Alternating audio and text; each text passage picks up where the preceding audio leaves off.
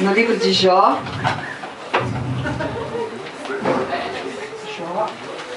Jó. Livro de Jó, capítulo 3, versículo 11.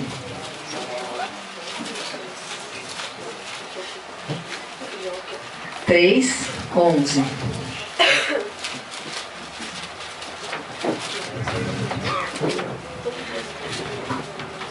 Diz assim: por que não morri eu na madre? Por que não expirei ao sair dela? Por enquanto vamos ler só até aqui. Queria convidar a igreja, se puder ficar em pé. A gente vai estar orando, pedindo que o Espírito Santo esteja iluminando os nossos corações. Ó Senhor, em nome de Jesus, eu quero me colocar agora na Tua presença e aqui a Tua igreja também, Senhor. Que o Teu Santo Espírito se faça presente nas minhas palavras, que o Espírito Santo se faça presente nos nossos corações e que o Senhor, com a Tua misericórdia, nos ilumine com a Tua graça, Senhor, para que eu esteja falando somente aquilo que venha do Teu coração, Senhor. Ó Senhor, tudo aquilo que for de humano, que eu tenha preparado, que o Senhor tire e que o Senhor coloque somente aquilo que seja da Tua vontade, Pai. Que o Senhor esteja tirando agora dos nossos corações todas as distrações e que nós possamos estar agora, Senhor, com o nosso coração em Ti, Senhor, para ouvir da Tua palavra. E é assim que nós Te agradecemos, Pai, em nome de Jesus e para a honra e glória do Teu reino. Amém. Pode sentar, igreja. Aqui Jó estava fazendo uma pergunta para Deus. Ele diz assim: por que não morri eu na madre? Por que não esperei a sair dela? Quantos de nós já alguma vez não pensamos dessa maneira? Né? Por que foi que eu nasci? E caminhando um pouquinho mais para frente, lá em Salmos, o Salmo de número 13... No Salmo de número 13, os versículos 1 e 2, Davi também fala alguma coisa nesse sentido. Ele diz assim: até quando, Senhor, esquecer-te-ás de mim para sempre? Até quando ocultarás de mim o rosto? Até quando estarei eu relutando dentro da minha alma, com tristeza no coração cada dia? Até quando se erguerá contra mim o meu inimigo? Quantas vezes também nós não fazemos essa pergunta para Deus, né? Por que foi que eu nasci? Até quando eu vou estar sofrendo?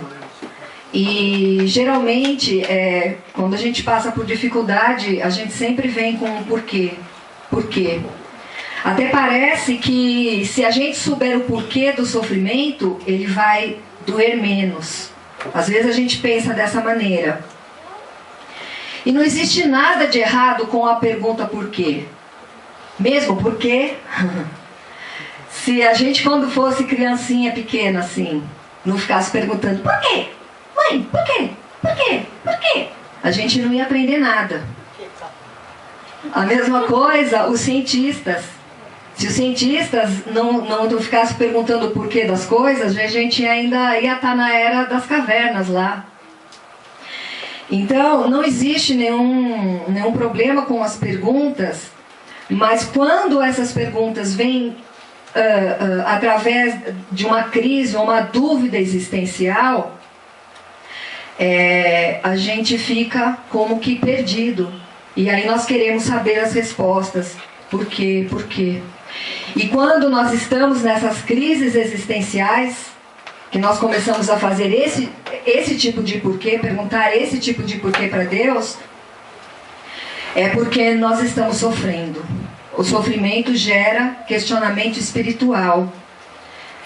E o sofrimento, o que é o sofrimento? O sofrimento é sentir uma dor física ou moral. É experimentar prejuízo, e também sofrer é suportar, tolerar e padecer. E hoje em dia nós estamos vivendo tempos em que ter paciência, suportar e tolerar está ficando cada vez mais difícil. O nosso suportômetro está ficando cada vez mais curto. Basta ver quando a gente está na internet, né? Quando fica aquela bolinha rodando muito tempo lá, né? Ninguém aguenta. Então nós estamos vivendo épocas em que tudo é muito rápido, muito imediato e nós estamos desacostumados a esperar. E se a gente for pensar que o sofrimento gera esse questionamento existencial, se a gente pensar qual é o oposto do sofrimento, né? O oposto do sofrimento, muitas vezes ele é traduzido como prazer. Prazer é alegria, é uma sensação de satisfação, de divertimento. Então, hoje em dia, nós conhecemos esse sentimento não como prazer, mas no nosso dia a dia, nós tratamos esse tipo de sentimento que nos traz um bem-estar como felicidade. Então, hoje nós vamos falar sobre a felicidade. A felicidade, ela é um termo que vem do grego, ela é um termo secular, inventado pelo homem. E nós vamos ver que na Bíblia, a palavra felicidade, ela na verdade, ela corresponde à bem-aventurança. Então, a felicidade, segundo a psicologia e a psiquiatria, é um estado positivo, com sentimento de bem-estar e prazer associado à percepção de sucesso. É um fenômeno subjetivo, subordinado a traços psicológicos e socioculturais. Então, para a gente ter uma ideia do que é isso, você imagina aquela propaganda de carro que todo mundo já viu. Então tem dois vizinhos, um tá aqui com o fusquinha dele na garagem, aí ele vê o vizinho dele chegar com um carrão. E aí a mídia nos coloca que isso é ser feliz, isso é o sentido de felicidade. E existe até a psicologia da felicidade que diz o seguinte, que existe a felicidade inata. A gente já nasce com uma predisposição genética que nos confere maior ou menor predisposição para experiências emocionais e positivas. É aquela tal história, né? Você chega para várias pessoas como nós estamos aqui com um copo com água. Ele está cheio até a metade. Algumas pessoas vão falar assim, esse copo aí, ele está quase cheio. E outras pessoas vão olhar para aquele copo e falar assim, esse copo está quase vazio. Essa é a predisposição que nós temos. Mas como foi falado a semana passada aqui, Deus está dando um DNA novo para nós. Então vamos desejar que dentro de nós esteja um DNA predisposto à felicidade. Existe também a felicidade construtiva, que são os eventos que acontecem na nossa vida e que vão construindo a nossa inserção no mundo. Essa é mais ou menos a definição de felicidade segundo a psicologia e psiquiatria. Segundo o dicionário, felicidade é estado de pessoa feliz, sorte, bom êxito e sensação de bem-estar. Mais ou menos a mesma coisa. E na verdade, gente, isso que o dicionário fala é exatamente o que a gente entende por felicidade. É quando a gente está tendo bom êxito e uma sensação de bem-estar. Agora, a felicidade no grego, a origem da palavra, ela vem do grego, e felicidade no grego é eudaimonia. Esse é o nome, é a palavra que significa felicidade. E a palavra eu significa bem-estar, e daimonia significa gênio, entidade, Deus, com letra minúscula, e ser sobrenatural. Então, a origem da palavra felicidade lá no grego é mais ou menos isso. Ter tido a sorte de possuir um demônio guardião bom e favorável que garanta uma boa sorte e uma vida próspera e agradável. Quando eu estava preparando essa palavra, eu falei, nunca mais eu vou desejar felicidades para ninguém. Porque a origem da felicidade é uma coisa muito mitológica. É uma coisa, para nós, bem endemoniada. Daimônia é a mesma coisa que daimônio, que é demônio. Em grego, demônio é daimônio, né? Então, toda vez que a gente ficar pensando em felicidade, pensa que você quer ser bem-aventurado. Porque nós vamos ver que quem é cristão não quer ser feliz, quer ser bem-aventurado. Então, é aquela coisa típica do gênio da lâmpada. Da onde vem a historinha do gênio da lâmpada? Da eudaimônia, da história da felicidade. É ter um gênio que vai fazer tudo o que a gente quer. Eu tinha uma amiga que ela era esotérica. E às vezes eu ficava falando das coisas da Bíblia para ela e ela rebatia com outras coisas. E uma vez ela quis mostrar para mim que as coisas esotéricas que ela seguiam era the best. Então o exemplo que ela deu para mim é assim: olha, todas as vezes que eu saio e que eu preciso de um lugar para estacionar, eu encontro. Esse era o significado de felicidade na vida dela. E eu fiquei com uma interrogação, né? Não entendi o que ela quis dizer com isso, mas depois de um tempo eu entendi que para ela aquilo devia ser muito importante. Então, às vezes, a gente está rindo, mas às vezes a gente quer que Deus seja um daimônio para nós. Muitas vezes a gente quer que as coisas deem certo só para nós. Muitas vezes a gente que mora aqui em São Paulo e que tem carro e que, sei lá, precisa ir para a cidade, queria ter a felicidade que aquela minha amiga dizia que tinha. Enfim, agora o conceito de felicidade na filosofia. Em geral, satisfação devido à situação do mundo, que é diferente da bem-aventurança, que é o ideal de satisfação independente da relação do homem com o mundo. Então, muitas vezes a gente, né, cai numas coisinhas básicas, tipo isso aqui. Então, vamos ver algumas coisas do mundo. Por exemplo, o clima do mundo.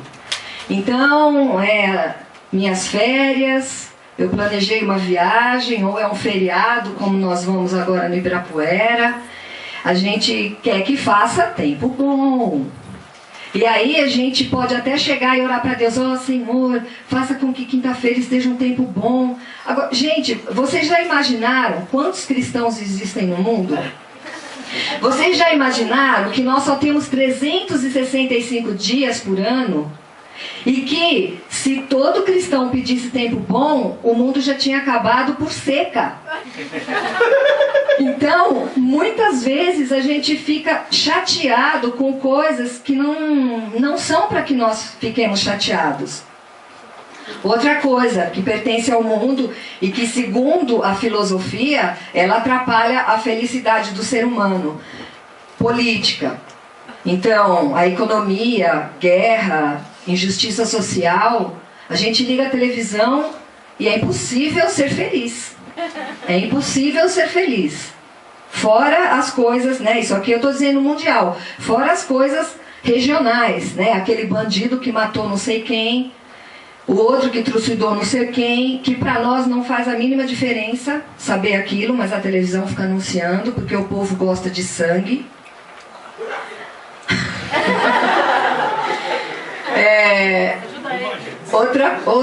Outra coisa do mundo que pode nos influenciar, né? Relacionamentos sociais.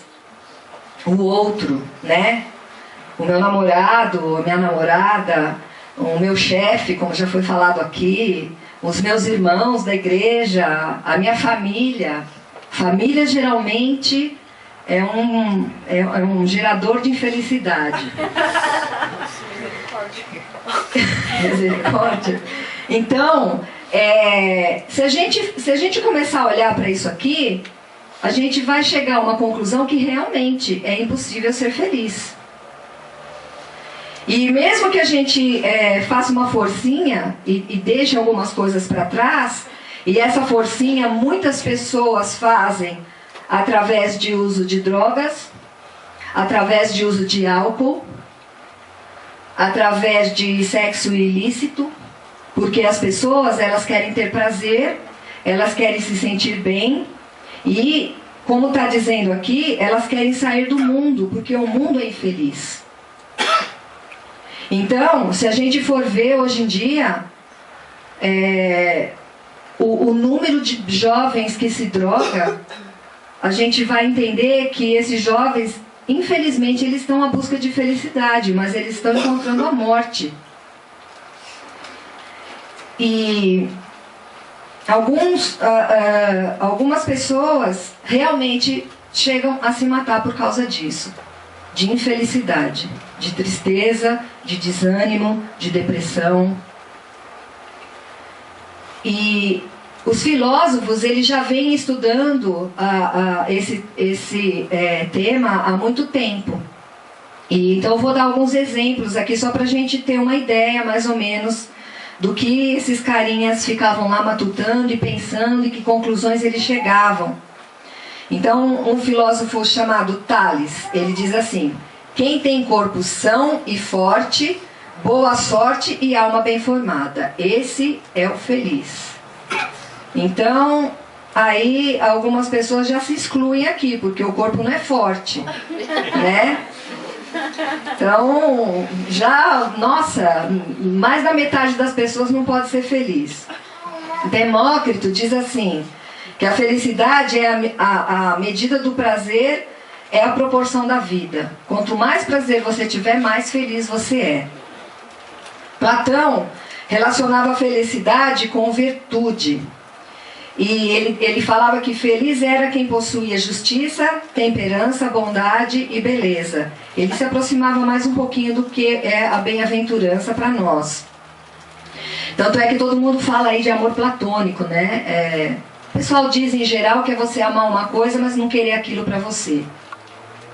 Aristóteles dizia que a felicidade era certa atividade da alma em conformidade com a virtude. E aí a gente passa para alguns filósofos mais modernos, e Locke dizia assim: felicidade é o maior prazer de que somos capazes, infelicidade é o maior sofrimento. O grau mínimo daquilo que pode ser chamado felicidade é estar tão livre do sofrimento e ter tanto prazer presente na vida que não é possível se contentar com menos. E se a gente ligar a televisão e se a gente ficar prestando atenção nas publicidades, a gente vai ver que todas elas são baseadas nesse enunciado. Que você tem que ter tanto prazer na sua vida que é impossível você se contentar com menos, senão você vai ser infeliz. Kant dizia assim, que felicidade é a condição de ser racional no mundo para que ao longo da vida tudo aconteça de acordo com o seu desejo e vontade. Que é o gênio da lâmpada, né? Então a gente tem que ter um gênio para que tudo aconteça de acordo com o nosso desejo e vontade. Só que não acaba aí. Esse enunciado de Kant, ele inspirou o pensamento social e político da cultura inglesa, né? Da cultura de língua inglesa. E é a base do liberalismo moderno, de cunho anglo-saxônico. Então, se você é uma pessoa que vive hoje no mundo moderno, o conceito que vão te dizer de felicidade é esse. É a condição de ser racional no mundo para que ao longo da vida tudo aconteça de acordo com o seu desejo e vontade. E mais, se você tiver com algum problema e for num psicólogo, e esse psicólogo não for ser cristão, ele vai dizer para você que você tem que satisfazer as suas vontades. Os outros é depois. Satisfaça as suas vontades. Então, o nosso mundo de hoje está transformando as pessoas num bando de egoísta. Falta pouquinho para a gente virar zumbi. Pouquinho. Um querendo comer o outro.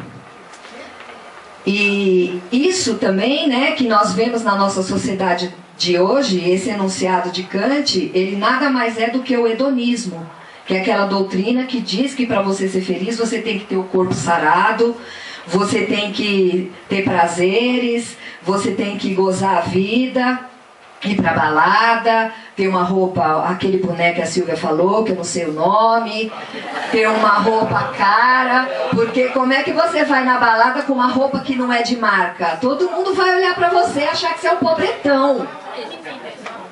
Né? E você vai lá na balada você tem que encher a lata de bebida, porque é sábado à noite, eu tenho que ser feliz. Isso é o que o mundo fala, isso é o que a gente vê.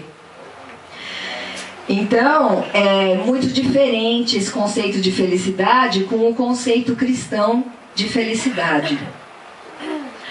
A palavra hebraica para felicidade, ou a palavra feliz, que é traduzida, feliz, é aser. Vamos abrir lá em Gênesis 30.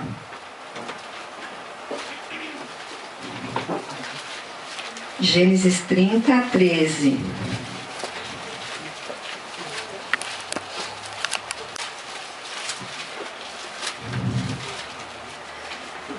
Aqui está falando sobre os filhos de Jacó.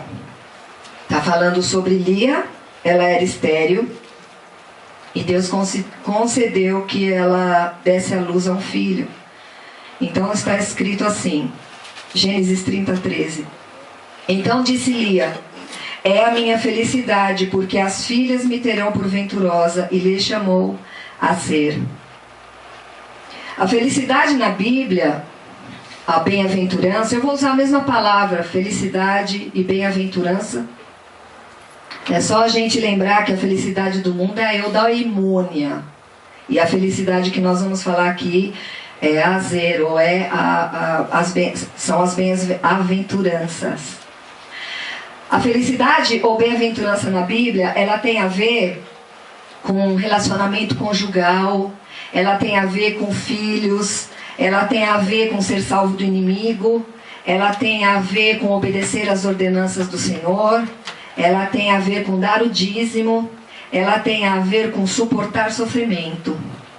Se você for lá no senhor professor Google e colocar na Bíblia online, e aí você coloca lá a palavra felicidade, vai te aparecer vários versículos sobre felicidade na Bíblia, e você vai poder verificar isso que eu estou falando. A gente vai ver alguns aqui que eu achei muito legais e muito interessantes. Então a gente está em Gênesis, caminha um pouquinho aí até Deuteronômio, Levíticos, Números, Deuteronômio 24,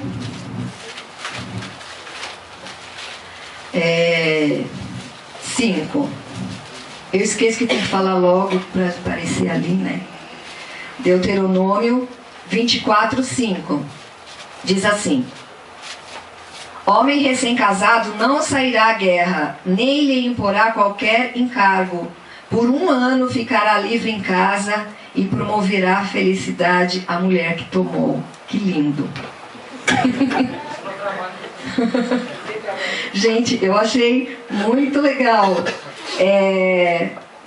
Deus está mostrando que a felicidade, que o homem e a mulher, eles se dão felicidades um ao outro. E dentro do casamento, né? Isso que eu acho mais incrível, a felicidade conjugal dentro do casamento. Felicidade, muitas vezes a gente que é cristão e que sabe como é um namoro cristão, a gente se guarda para o nosso cônjuge, para o dia do casamento, e depois passa um tempo e a gente até ouve algumas pessoas falarem assim: ai, me guardei tanto tempo e nem era tudo aquilo. É verdade. Então, vocês que são namorados, noivos, marido e mulher, faça valer a pena, faça que seja tudo aquilo. Noivos, vão pensando nisso. Namorados vão mais devagar. Mas saiba que o marido tem que honrar a mulher e a mulher tem que honrar o marido. Mais um pouquinho para frente, Em Salmo 127,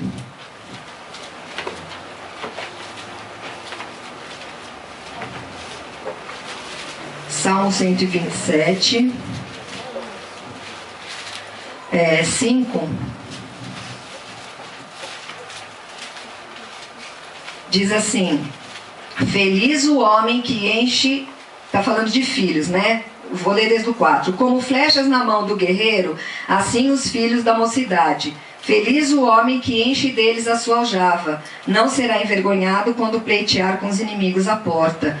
Então, assim como nós vimos lá no primeiro versículo, Lia falando a respeito do filho dela, ter filhos é considerado uma bem-aventurança, é uma felicidade para o cristão. Mais um pouquinho para frente, né? Vai lá em Provérbios 20, versículo 7. Provérbios 20, versículo 7.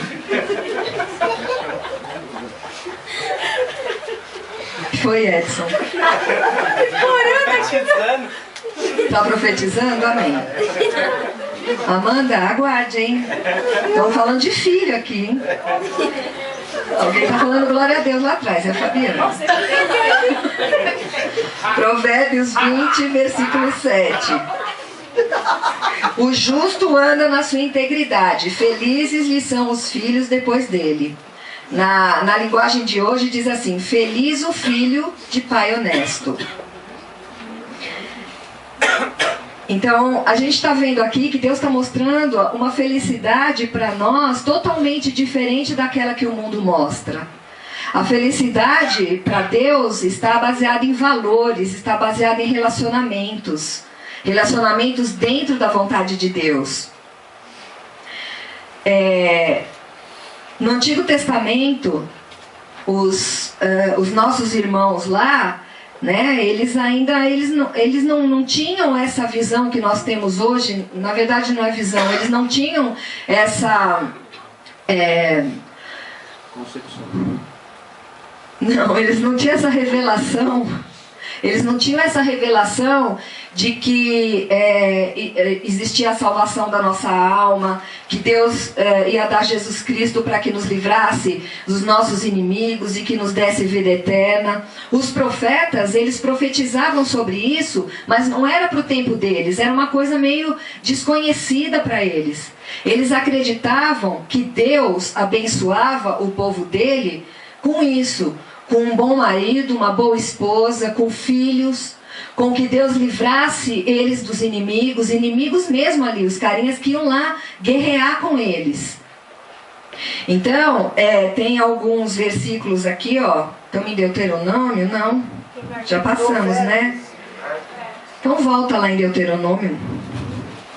Deuteronômio 33, 29. Guarda aí em Provérbios, que a gente vai voltar lá. Deuteronômio 33, 29.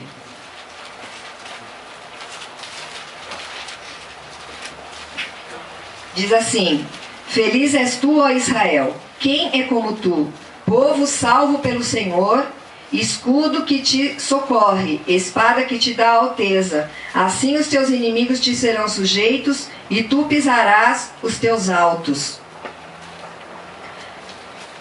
Esse era o entendimento que o povo de Israel tinha do Deus dele. Que Deus ia livrar ele dos inimigos. E tem muitos outros versículos que falam sobre se alegrar nas ordenanças do Senhor. Muito me alegrei a ir à casa do Senhor. Feliz é aquele que vai à casa do Senhor. Feliz é aquele que espera no Senhor. Então a felicidade no conceito bíblico, ela está sempre baseada em Deus. Ela não está nas circunstâncias, ou seja, ela não está no mundo. A felicidade está em Deus. E hoje já foi falado aqui, né? No louvor já foi dito, e nós já cantamos também, que ser feliz é só com seu amor, né? Ser feliz é só com o amor do Senhor. Sem isso, a gente vai ser eternamente frustrado, porque nós vamos estar buscando uma felicidade que é de acordo com o mundo. E se a gente for prestar atenção, conforme nós começamos lendo aqui hoje, no Velho Testamento existiam muitos questionamentos. Muitos questionamentos. Por quê? Porque os nossos irmãos lá do Velho Testamento, eles não conheciam a Jesus Cristo. Eles esperavam um Messias, mas a maioria deles pensava que esse Messias era alguém que viria a reinar em Israel. Que seria um rei que iria se vestir de ouro, que ia nascer num palácio, que ia vir montado num cavalo, e que ele ia reinar aqui nessa terra e que ia livrar Israel de todos os inimigos. Mas nós sabemos que não é assim, né? Nós sabemos que Jesus veio sim, mas que ele veio para um reino superior ao que aquelas pessoas acreditavam. Um reino eterno, um reino que não tem fim, um reino que está dentro em nós, como diz a palavra de Deus. Um reino que só aquele que é filho de Deus tem acesso. Esse que está inserido nesse reino, ele é um bem-aventurado. E Jesus falou disso lá em Mateus 5, as bem-aventuranças. Vamos dar uma olhadinha lá. Mateus 5, a partir do versículo 1.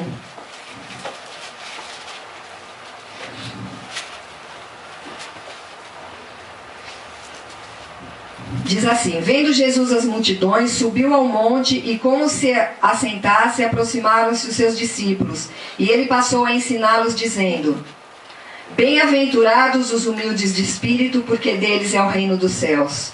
Bem-aventurados os que choram, porque serão consolados. Bem-aventurados os mansos, porque herdarão a terra. Bem-aventurados os que têm fome e sede de justiça, porque serão fartos. Bem-aventurados os misericordiosos, porque alcançarão misericórdia. Bem-aventurados os limpos de coração, porque verão a Deus. Bem-aventurados os pacificadores, porque serão chamados filhos de Deus. Bem-aventurados os perseguidos por causa da justiça, porque deles é o reino dos céus. Bem-aventurados sois quando por minha causa vos injuriarem e vos perseguirem e mentindo disserem todo mal contra vós. Regozijai-vos e exultai, porque é grande o vosso galardão nos céus, pois assim perseguiram aos profetas que vieram antes de vós.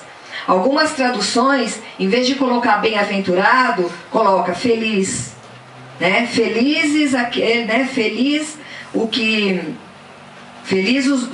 os humildes de espírito, porque deles é o reino dos céus, e por aí vai.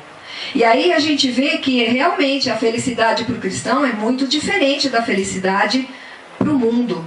Porque aqui está dizendo que vai ser feliz aquele que for perseguido por causa do caminho do Senhor Jesus. E muitas vezes a gente mesmo está sofrendo isso e a gente ainda está naquelas perguntas, né? Por quê? Por quê, Senhor? E de repente é porque nós estamos seguindo o caminho de Deus. E a bem-aventurança, ela é uma palavra que ela vem de ventura. Do latim a palavra ventura, que é boa sorte, felicidade, fortuna, sorte boa ou má, acaso, risco, perigo. Daí vem os filmes de aventura, né? Tan, tran, tan, tan, tran. Risco, perigo. Gente, se a nossa vida não tivesse risco e perigo, ela não ia ser muito chata? Eu acho, eu gosto de filme de aventura. E aí, aventura, acontecimento imprevisto, surpreendente, empreendimento ousado, proeza, façanha. Quem é cristão tem que ter uma vida de aventura diariamente, né? É isso aí. A aventura é um caso inesperado que sobrevém e merece ser relatado. Então, de repente, a gente chega aqui e conta o nosso testemunho de algo que aconteceu, né, de diferente, e que mostra que Deus está honrando a nossa aventura. E bem-aventurado é muito venturoso, muito feliz, que traz ventura, que favorece, predestinado e santo. Esses somos nós. Nós somos bem-aventurados. Nós somos felizes de acordo com a palavra de Deus, que quer dizer tudo isso daqui.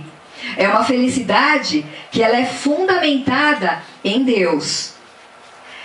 Esse tipo de felicidade, a bem-aventurança, ela é citada 26 vezes no Velho Testamento e 47 vezes no Novo Testamento. E às vezes, né, a gente fica se questionando. A gente vê a felicidade dos ímpios. A gente vê, né, como eu dei o exemplo, sei lá, é um exemplo típico esse daí, vai, do cara que chega lá e vê o vizinho dele com um carrão. Ou então a gente pode usar um exemplo que eu gosto mais ainda, que é o do Pica-Pau, né? Então tem alguns desenhos do Pica-Pau que tem alguém querendo passar a perna no Pica-Pau e dar a volta por cima. Então aquele, às vezes é uma raposa, às vezes é um urubu, né? E aí aparece lá assim, mulheres. Não, primeiro aparece um saco de dinheiro, né? Dinheiro, mulheres, iates, mansões, carrões. E, ó, quando vocês quiserem lembrar de felicidade segundo o mundo, lembra do Pica-Pau, que é exatamente esse o tipo de felicidade que o mundo fala, né? E às vezes a gente olha para o nosso vizinho ou para o carinha lá do escritório, que nem é cristão, na verdade às vezes ele é macumbeiro, e ele tá lá, carrão, iate, ó, se ele for traficante então, aí sim é que é verdade. Carrão, iates, mulheres. E você fica ali e fica pensando, eu sou servo de Deus e estou aqui sem nenhum fusquinha. Só que isso é uma explicação tão fácil que às vezes né, a gente não lembra disso, mas se a gente lembrar, vai ser muito mais fácil a gente passar por isso, né? Da gente não ficar olhando, né, aquela pessoa e às vezes até com inveja. Está lá em Lucas 16:13. Lucas 16:13. A gente tem que ter sempre isso em mente. Jesus está ensinando aqui sobre administrar bens financeiros. E ele termina dizendo assim: ninguém pode servir a dois senhores, porque ou há de aborrecer-se de um e amar ao outro, e se devotará a um e desprezará o outro. Não podeis servir a Deus e às riquezas. Tem algumas traduções que falam, não podeis servir a Deus e a Mamon. Mamon e riquezas é a mesma coisa. É que Mamon é o nome de um deus que representava riquezas. Então, se de repente a gente está olhando lá para outra pessoa, que está, como eu falei lá no desenho do Pica-Pau. Gente, a quem aquela pessoa está servindo? Se aquela pessoa não é cristã, ela está servindo a Mamon. E de repente, olha nós lá com o olhão gordo, né? Querendo invejar a pessoa que está servindo um ídolo. Que está servindo, na verdade, um demônio. Então, como já foi falado hoje aqui também antes, foi falado pela Vilma, que Deus ele vai nos suprir do que a gente necessita. A Silvia também falou. A Fabiana, o louvor, e agora Deus falando de novo para nós. Nós vamos ter tudo daquilo que nós necessitamos. Se nós estivermos de acordo com a palavra de Deus, se a gente estiver desejando ser bem-aventurado e não feliz, tipo eudaimônia, a gente vai ter o que a gente precisa. Porque muitas vezes a gente acha que necessita coisas que o mundo quer da gente. E que para a gente ter uma autoestima mais elevada, para a gente estar mais parecido com o pessoal da nossa turma, a gente vai precisar disso, vai precisar daquilo. Mas não, nós precisamos é de Deus. Nós precisamos estar com os nossos olhos no Senhor, e tudo mais nos vai ser acrescentado. E se a gente acredita dessa maneira, nós vamos ter uma vida de aventura no nosso dia a dia. Nós não vamos fazer como os ímpios fazem, que eles só pensam no que se vestir e no que comer. Tem uns programas na televisão que de vez em quando eu gosto de assistir um ou outro, né? Só de vez em quando, porque é meio irritante. Mas enfim, de vez em quando eu assisto, que é tipo o Esquadrão da Moda. Oi! Então é assim, aí eles pegam uma pessoa lá, que está lá com uma roupa normal, e aí pega e fala que a roupa da pessoa está tudo errado, que aquela pessoa tem que usar uma roupa assim assado, e que ela vai ficar muito mais feliz assim, e que ela agora vai fazer e acontecer, porque ela está com aquela roupa, aquele cabelo, aquela maquiagem. Aí a pessoa sai de lá se achando. Gente, que isso? Sabe, tudo bem a gente dar um tapa no visual, né? Mas não que o que a gente é por fora vai regular o que a gente é por dentro. É o contrário. O que nós somos por dentro é que vai colocar para fora a nossa imagem. Nada a ver com andar de preto, né? Não significa que a gente é negro por dentro ou triste. É porque é uma cor linda, preto. Com certeza. Então, a gente tem que entender que no Velho Testamento existiam todos aqueles questionamentos. Por quê e para quê as pessoas, né, o rei Davi e mesmo outras pessoas queriam que Deus falasse para elas por que elas estavam sofrendo. Porque elas achavam que quando elas morressem, elas iam para o reino da morte e elas iam ficar lá dormindo. E era isso que eles achavam, tipo assim, acabou. Se a gente for pensar que a esperança do povo judeu era de um rei que ia vir livrar eles dos inimigos daqui dessa terra, eles não tinham esperança da vida eterna ainda. Eles tinham esperança no Messias. Os profetas profetizavam sobre o Messias que viria trazer uma vida eterna. Mas as pessoas não entendiam ainda isso. Aquilo não estava na cultura deles. Então, eles não entendiam o porquê deles sofrer. Então, aquelas perguntas, né? Por quê? Até quando? Eu só quero ser feliz. Será que Deus não se preocupa com a minha felicidade? Isso era uma coisa que só os antigos do Testamento perguntavam. A gente não pergunta. A gente não pergunta. Nunca na vida ninguém falou, eu só quero ser feliz. Será que Deus não se preocupa com a minha felicidade? Muitas vezes a gente fala isso, né? A gente muitas vezes fala assim, eu só quero ser feliz. Aí na nossa cabeça tá aquele pensamento lá, eu só quero ter um gênio que faça as minhas vontades. Porque afinal de contas é essa felicidade que nós aprendemos.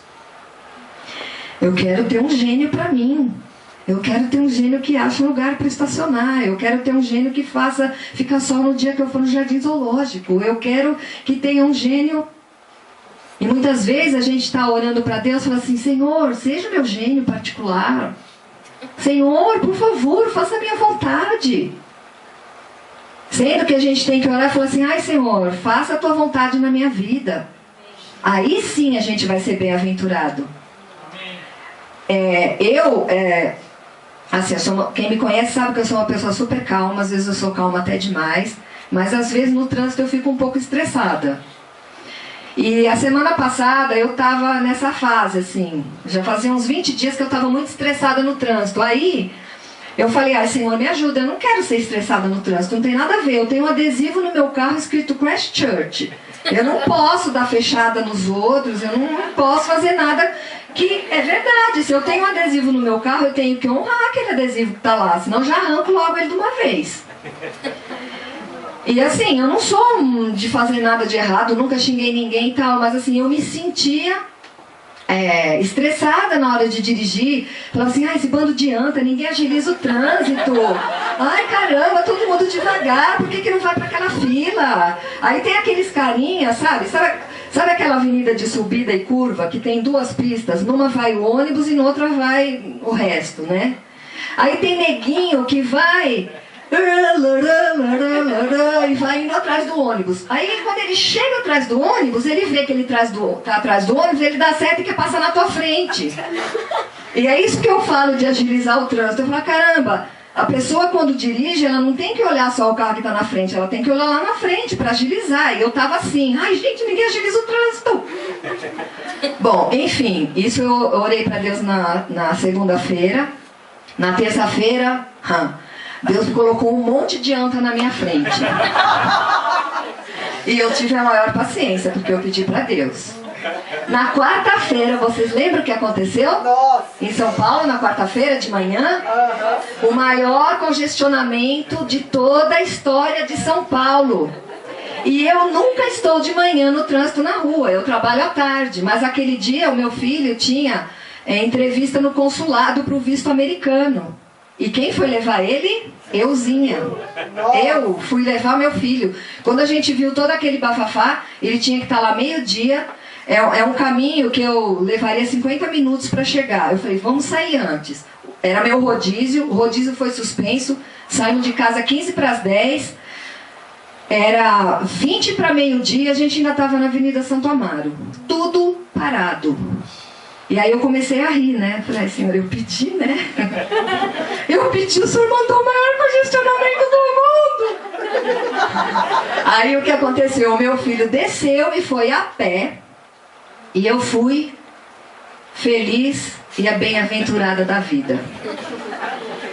Então, muitas vezes, quando a gente pede para Deus cuidar de uma área da nossa vida, Ele vai mandar problemas naquela área da nossa vida, que é para a gente se desvencilhar daquilo. Então, aquela minha filhinha lá, Cecília, pediu para ter paz no trânsito, para ela não ficar estressada. Então, hoje vou mandar um monte de múmia paralítica.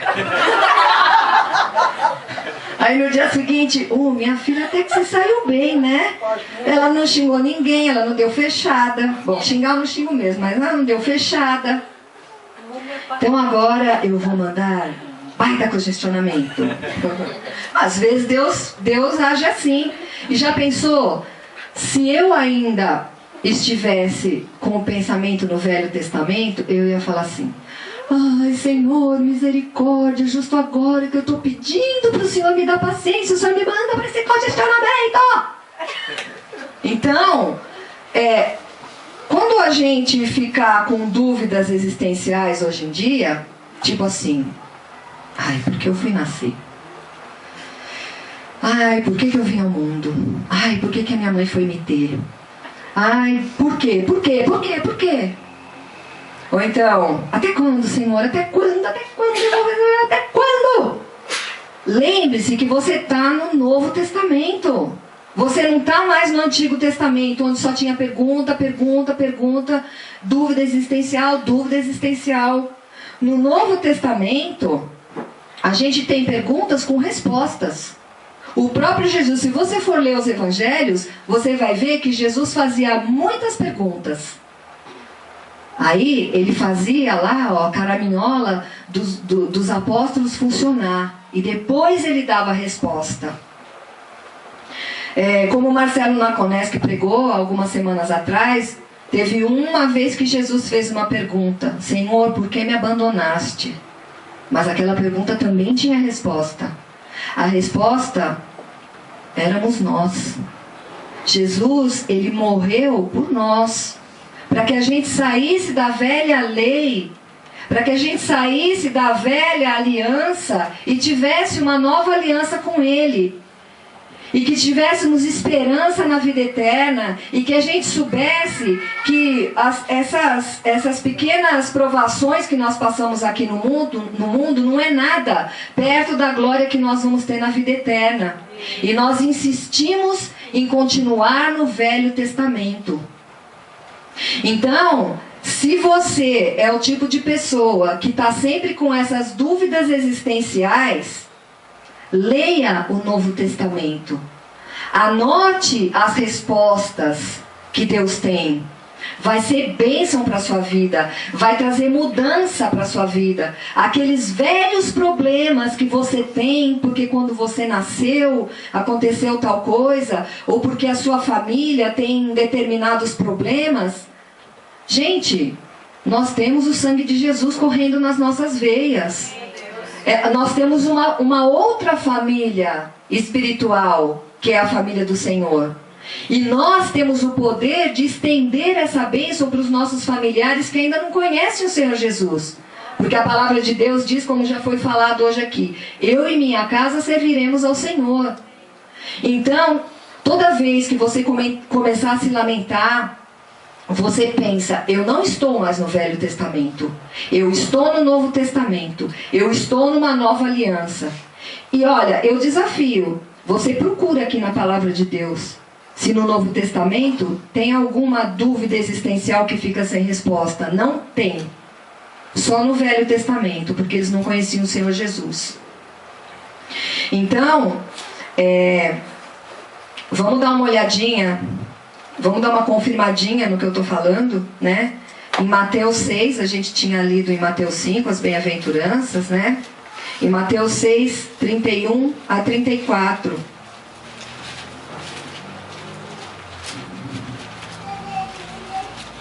Mateus 6.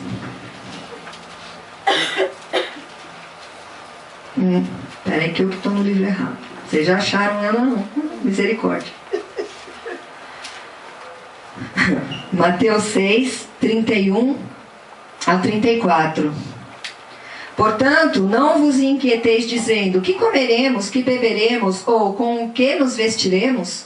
Porque os gentios é que procuram todas estas coisas, pois vosso Pai Celeste sabe que necessitais de todas elas. Buscai, pois, em primeiro lugar, o seu reino e a sua justiça, e todas essas coisas vos serão acrescentadas. Portanto, não vos inquieteis com o dia de amanhã, pois o amanhã trará os seus cuidados. Basta ao dia o seu próprio mal.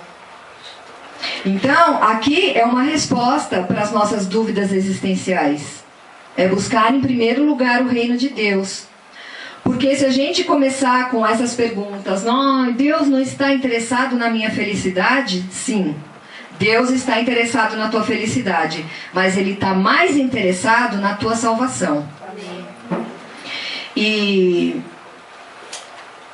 quando nós buscamos o Senhor, quando nós estudamos a palavra dEle, quando nós procuramos as nossas respostas na palavra do Senhor, nós encontramos. E mais ainda, quando nós procuramos o Senhor, Ele se deixa encontrar por nós. Muitas vezes a gente fala de Jesus como as pessoas falam de artista de novela. Às vezes, né, tem gente que conversa de novela que você pensa que é verdade. Você viu quem morreu? Quem? Ah, fulaninho, nossa, morreu. E aí você presta atenção quando você vai ver a novela. Mas a pessoa fala ali, ó, como se ela conhecesse todo mundo. E às vezes a gente fala de Jesus dessa maneira. Por quê? Porque a gente ouviu o pastor falar, a gente ouviu o irmão falar, a gente ouviu o outro irmão lá na televisão falar, e a gente começa a falar de Jesus, mas a gente nunca teve uma experiência própria com Jesus. O meu filho do meio, quando ele era pequenininho, a minha irmã levou ele na igreja, e aí um pastor cumprimentou ele. Não, menininho, como vai? Tudo bem? Tudo bem. Você já conhece o Senhor Jesus? Pessoalmente não. E isso para mim foi uma revelação. Foi uma revelação, porque eu comecei a buscar Jesus pessoalmente. Eu não conhecia Jesus pessoalmente naquela época. Então, procure conhecer Jesus pessoalmente. Na sua casa, aqui na igreja, onde quer que seja, fala: Senhor, eu quero te conhecer, se mostra para mim, se apresenta para mim, eu quero te conhecer pessoalmente. E Ele não vai deixar o seu clamor em vão. Não fique no Velho Testamento. Não ande na antiga aliança, porque nós temos superior aliança. Então, quando eu pensar, eu não sou feliz no casamento, Deus não ia querer que eu vivesse infeliz com meu cônjuge. Lembre-se que Deus está mais interessado na tua salvação. E que convivência é uma coisa que a gente aprende com o Senhor. Quando a gente pensa assim, estou tão sozinho, Deus não liga para a minha felicidade? Lembre-se da sua salvação. E lembre-se de um ditado popular, antes só do que mal acompanhado. Com certeza. Se você pensar assim, meu chefe é um chato, Deus não está interessado na minha salvação, na minha felicidade, lembre-se da salvação. Deus está te ensinando a ser humilde. Ou, que nem no caso da Silvia, Deus está ensinando ela a liderar. Ou então, eu tenho um problema de saúde, um problema de nascença. Deus não está interessado na minha felicidade. Deus está interessado mais na sua salvação. Lembre-se do espinho da carne de Paulo e de outros apóstolos que tinha problema no estômago, Tiago, o Epáfras quase morreu. Lembre-se disso, Deus está interessado. De repente, se você não tivesse aquele problema, você ia ser um convencido tão grande que nem cristão você ia ser. Então, quando nós estivermos com todas essas dúvidas existenciais, vamos pensar na nossa salvação. E vamos pensar, em vez da gente perguntar, as perguntas que nós temos que fazer quando nós vivemos a nova aliança, que nós vivemos no Novo Testamento, a gente tem que perguntar para quê? Acontece alguma coisa aí que você vai começar a perguntar por quê? Muda a pergunta. Para quê? E você vai ver que as respostas virão. Porque de repente você pode estar infeliz por algum motivo, mas aquilo, ele vai gerar alguma coisa no mundo espiritual, vai gerar alguma coisa na tua igreja, vai gerar alguma coisa no teu trabalho. E quando você pergunta para quê, certamente você vai encontrar a resposta. Para finalizar, eu queria ler alguns versículos lá em 1 Pedro, capítulo 1.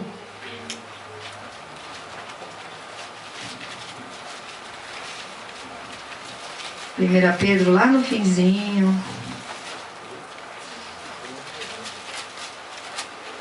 1 Pedro, capítulo 1, a partir do versículo 3.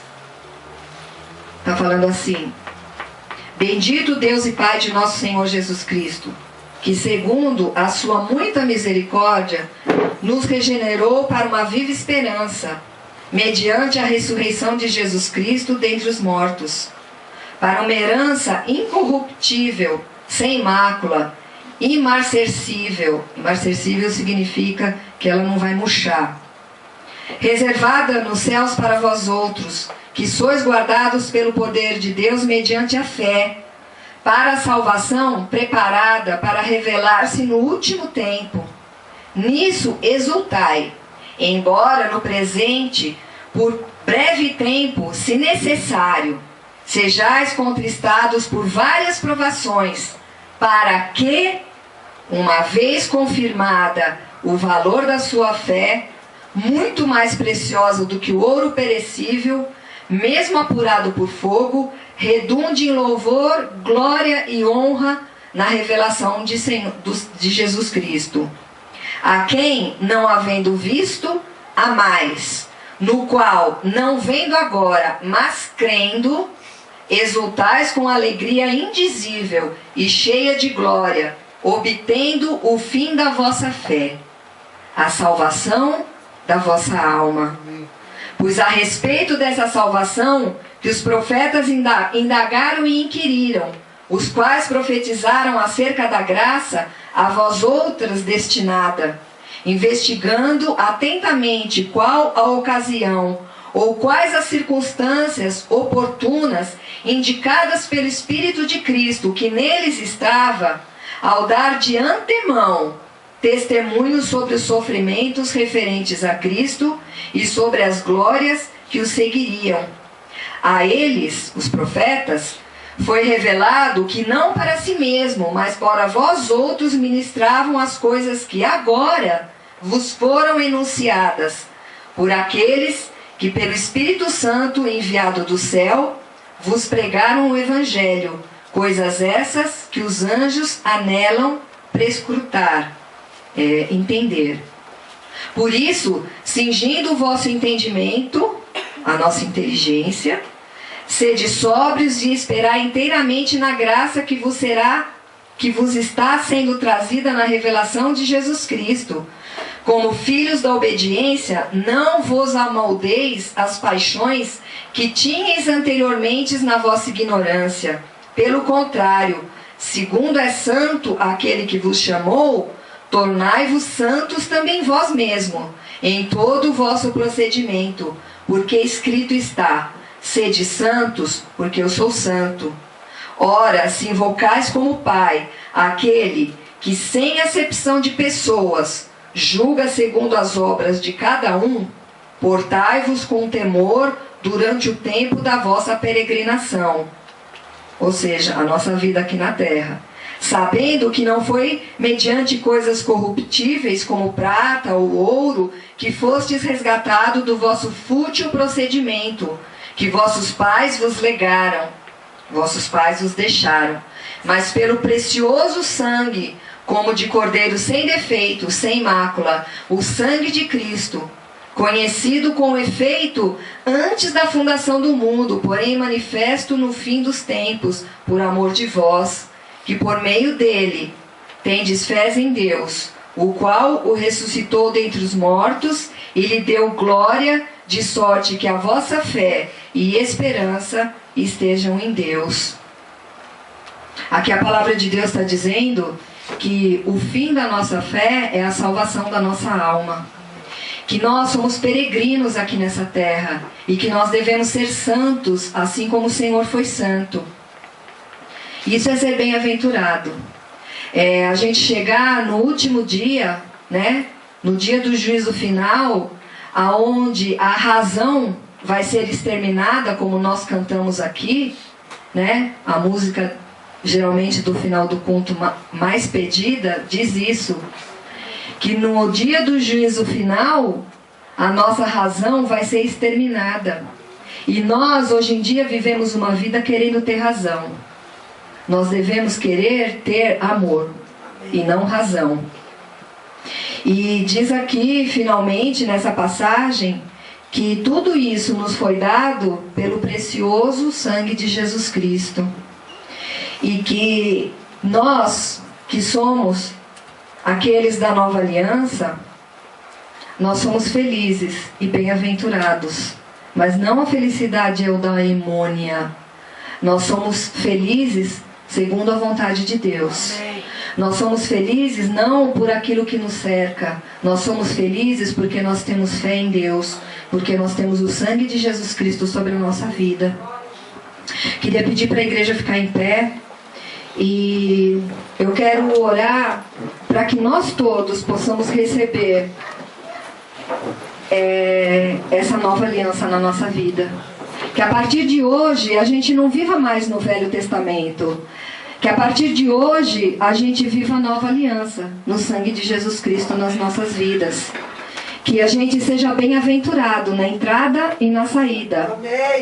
Onde quer que a gente pise os nossos pés, que nós sejamos bem-aventurados. E que a gente leve a bem-aventurança para as nossas casas, para os nossos trabalhos, para as nossas escolas, para onde quer que a gente vá. Ó Senhor, em nome de Jesus, eu quero clamar agora, Senhor, por essa igreja. Ó Senhor, alcança cada um de nós agora, Pai, com a Tua aliança. Aliança feita pelo sangue de Jesus Cristo. Senhor, que o sangue de Jesus esteja correndo em nossas veias agora. Que nós possamos, Senhor, passar pelas tribulações e sofrimentos, olhando para Ti, Senhor, e não para as circunstâncias. Que nós possamos, Senhor, no lugar de sofrimento, olhar e ver a Tua face olhando para nós, Senhor. Zelando, Pai, pela nossa salvação. Nos livrando de caminhos de enganos. Nos livrando das ciladas de Satanás. Ó Senhor, que nós possamos, a partir de hoje, em vez de perguntar por quê, perguntar para quê. Para que o Senhor está nos enviando? Para que o Senhor está nos provando? Para que o Senhor fez com que a nossa mãe nos desse a luz? Ó Senhor, que cada um aqui hoje possa ver e reconhecer que é um escolhido de Deus. Que cada um que está aqui hoje, Senhor, possa entender que é um remanescente. Que está aqui hoje porque resistiu agora. Que está aqui hoje porque resistiu antes. E que está aqui hoje porque vai resistir no sangue de Jesus. Eu declaro em nome de Jesus Cristo que toda a amarra que existe em algumas vidas, que vem através do nascimento, caia por terra agora em nome de Jesus. Porque nós somos nascidos da água do batismo. Porque nós somos nascidos do Espírito Santo de Deus. E o Espírito Santo de Deus que passeia agora ao nosso redor está quebrando essas cadeias. Creia, meu irmão. Creia que o Espírito Santo está te levando agora do mundo das trevas para o mundo da preciosa luz do seu Filho Jesus Cristo. Não aceite andar com dúvidas existenciais. Não aceite achar que você é infeliz, porque você é um bem-aventurado. Só pelo fato de você estar aqui hoje, só pelo fato de você estar ouvindo essas palavras, você é um bem-aventurado. Assuma isso. Leve isso com você aonde quer que você vá, porque o Senhor te destinou para ser luz e sal. Foi para isso que o Senhor te escolheu. Ó Senhor, que o Senhor esteja fazendo aliança com aqueles que ainda não têm essa aliança, Senhor. Ó Senhor, visita pessoas que não puderam vir aqui hoje, Senhor, mas que precisam ouvir essa palavra, precisam sair do Velho Testamento e entrar no Novo Testamento, Senhor. Precisam o sangue de Jesus fluindo nas suas veias. Ó Senhor, vem e nos visita, vem e visita as nossas casas, Jesus. Ó Senhor, que o Senhor possa alcançar aqueles que ainda não têm essa aliança. Se você entrou aqui hoje e você ainda não tem essa aliança com Jesus Cristo, talvez você nunca teve a oportunidade de dizer que você queria sim ter uma aliança com Jesus. Talvez até você já teve essa oportunidade, mas você desprezou. Eu queria chamar você aqui na frente.